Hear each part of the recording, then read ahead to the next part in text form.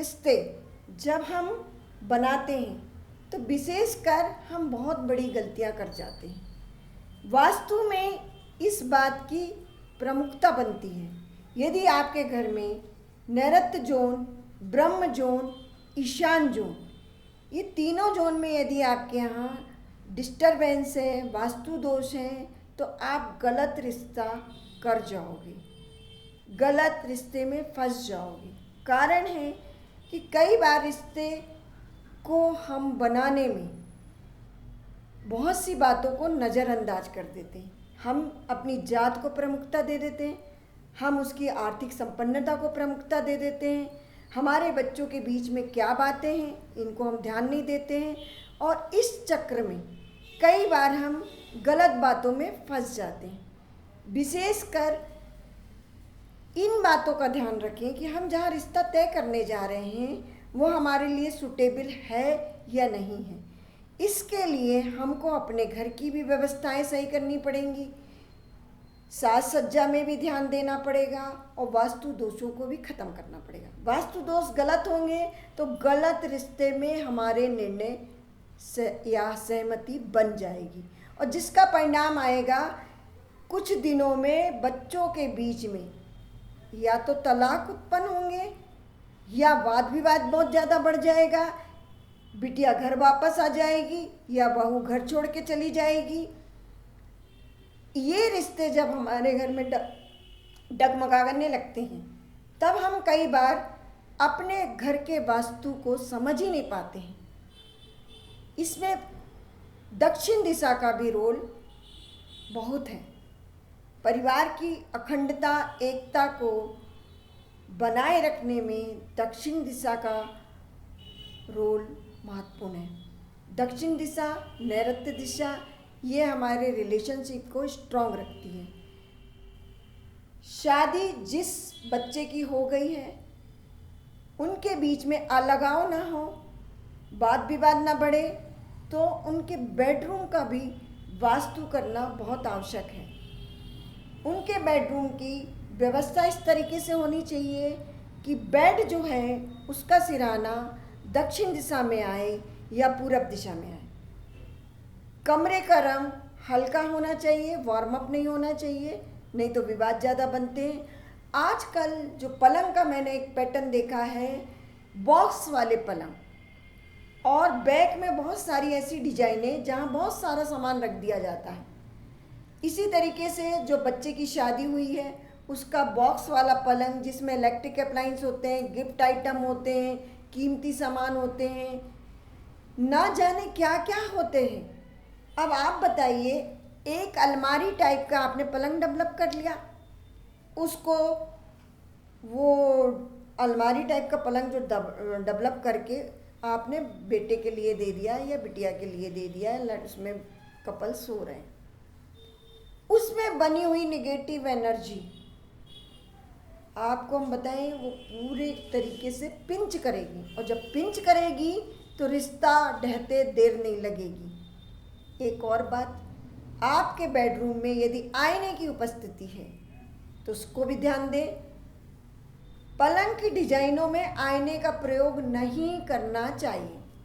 कई लोग आईने का प्रयोग करते हैं, वो बहुत गलत होता है। कई बार ऐसी स्ट्रिप लगाते हैं डिजाइन में जिसमें हम कटे पटे दिखते हैं। इंटीरियर में भी कुछ डिजाइनें ऐसी होती हैं कि जिसमें प्रतिबिंब बन रहे हैं और कटे पटे धुंधले बन रहे हैं। इंटीरियर में विशेष रूप से ध्यान रखें। आईना जिसमें हम श्रृंगार करते हैं वो आईना आपका या तो दक्षिण दिशा में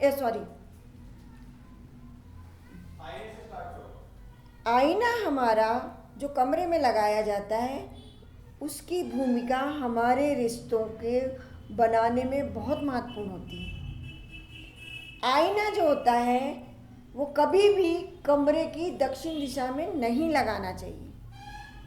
उत्तर दिशा में लगाएं, पूर्व दिशा में लगाएं, पश्चिम दिशा में लगाएं। कोशिश ये करें कि आईना जो भी उपयोग कर रहे हैं वो ढका होना चाहिए, यानी कवर्ड होना चाहिए। उपयोग के बाद उसको कवर्ड कर दें या फिर इस तरीके से लगाएं कि वो दिखाई ना दे। सीध में तो कभी नहीं लगाना चाहिए। पलंग की सीध में लगाए गए आईने रिश्तों में खटास बनाते हैं, और तीसरी की उपस्थिति सबसे ज़्यादा बनती है अनचाहे रिश्तों की। आईना क्या है? हमारा बहुत बड़ा महत्वपूर्ण टूल्स है जिसमें हमारा प्रतिबिंब दिखता है, इसलिए इसको बहुत व्यवस्थित तरीके से मैनेज करना चाहिए। आईना धुंधला नहीं होना चाहिए, भद्दा नहीं होना चाहिए, इतने कट वाले डिजाइनर नहीं होने चाहिए कि जिसमें हमारे अलग अलग प्रतिबिंब बन रहे हों, मल्टी प्रतिबिंब बन रहे हों, तो हम कई हिस्सों में बट जाएंगे, और जब कई हिस्सों में बट जाएंगे तो हम कुछ नहीं बचेगा, रिश्ते भी ख़त्म, टोटल ख़त्म। कई बार मिसअंडरस्टैंडिंग क्रिएट होने के ये भी बहुत बड़े कारण होते हैं। यानी आपके बेडरूम की आंतरिक साज सज्जा बहुत मायने रखती है वास्तु दृष्टिकोण से। वास्तु दृष्टिकोण से यदि आप अपने बेडरूम को बहुत अच्छे तरीके से सहेजेंगे तो हमें उम्मीद है कि जो हम देख रहे हैं, मार धाड़, एक दूसरे पे आरोप लगाना, संबंध खत्म कर देना, तलाक तक नौबत आ जाना, या बहुत बड़ी बात मैं कहने जा रही हूँ, रिश्तों में आजकल मर्डर भी हो रहे हैं, दिल दहलाने वाले, जो आज आपके लिए अखबार में पढ़ने वाली न्यूज़ बन चुकी है। उसमें इतनी विकृति आई तो आई क्यों? मनोस्थिति में विकृति तो आई क्यों? उस विकृति के पीछे कहीं ना कहीं ईशान क्षेत्र का जो सेक्टर होता है वो महत्वपूर्ण भूमिका निभाता है। ईशान क्षेत्र हमारा जितना अच्छा होगा, जितना व्यवस्थित होगा, जितना खुला होगा, उतना हमारे लिए हमारी मानसिक स्थिति को बैलेंस करेगा। वो हमारे कपल के लिए भी है, पति पत्नी के रिश्तों के लिए भी है, सभी बातों को व्यवस्थित करेगा, स्मूथ रखेगा। ईशान दिशा को जरूर ध्यान दें। अब बात आती है बेडरूम की साज सज्जा की। जब चल रही थी तो कलर की, ज़्यादातर हमने देखा है आज की डेट की साज सज्जा में ग्रे रंग, ब्लैक कलर और ब्लू कलर, इन कलर का प्रयोग बहुत ज़्यादा कर लिया जाता है। साथ ही साथ जो लाइटिंग प्लानिंग की जाती है वो इतनी गलत चॉइस होती है। आपके बेड में भी लाइटिंग इस तरीके से लगा दी जाती है कि पूरे बेड में लाइटिंग करंट दौड़ रहा है। इस तरीके की लाइटिंग कब आपके जीवन में भूचाल ले आए ये आपको खुद ही नहीं पता।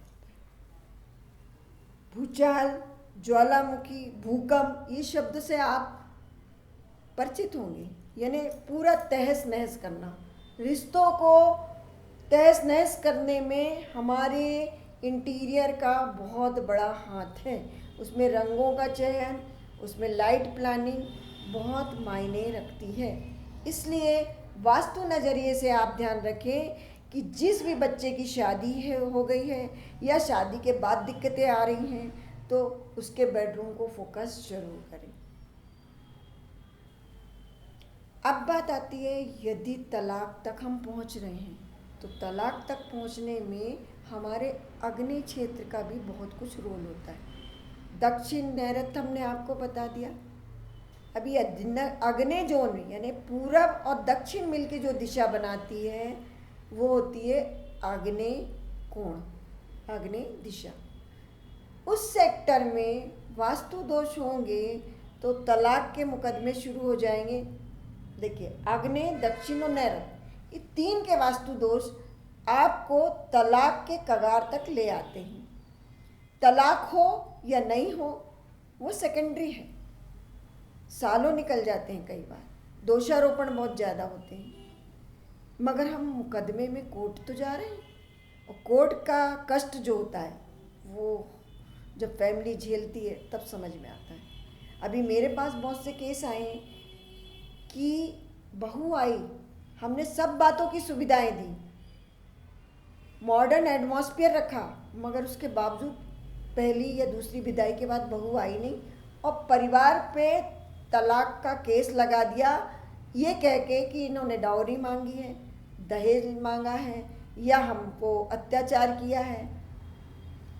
ये प्रश्न चिन्ह यदि उठ रहा है तो आप अपने घर के वास्तु को जरूर चेक करिए, कहाँ पे ये वास्तु दोष बन रहे हैं जो ये आरोप लग के आपके घर में नुकसान दे रहे हैं, रिश्तों को ख़त्म कर रहे हैं। आज परिवार में एक ही बेटा है, एक ही बेटी है। आप जब रिश्ते करने जाते हैं तो जो भी माता पिता होते हैं, लड़की के हों या लड़के के हों, वो ये चाहते हैं कि हमारा बहुत अच्छे से अच्छा रिश्ता बने और लड़का और लड़की आपस में बहुत अच्छा सामंजस्य अंडरस्टैंडिंग रखें। यदि ये चीज़ें नहीं बन पा रही हैं, डेवलप नहीं हो पा रही हैं, तो कहीं ना कहीं वास्तु दोष की प्रमुखता है। इसमें आप वास्तु चेक जरूर करवाएं और वास्तु अपने मन से नहीं करें। कोशिश ये करें कि यूट्यूब और अदर सॉल्यूशन लेते हुए नहीं करें। वास्तु विशेषज्ञ को बुला के वास्तु की विजिट करवाएं और उसके रास्ते निकालें। जगह कम होने की वजह से प्रॉपर्टी लाइन में हाउस प्लानिंग होती है तो वास्तु दोष जाने अनजाने हम बहुत सारे बना लेते हैं जो हमको खुद भी नहीं पता होते। और जो वास्तु विशेषज्ञ आता है वो एक तरीके से प्रॉपर्टी का डॉक्टर होता है, वो आपकी समस्या का समाधान बहुत अच्छे तरीके से बताएगा। इंटीरियर के माध्यम से, पेड़ पौधों के माध्यम से, कलर थेरेपी से, लाइट थेरेपी से बहुत कुछ सजेशन देगा। बहुत रास्ते निकलेंगे आपके लिए। आपके परिवार में अच्छे से अच्छा रिश्ता बने और आप बच्चों की शादी बहुत अच्छे तरीके से करें और दो परिवार बहुत ही अच्छे तरीके से जुड़े, ये हमारी शुभकामनाएं।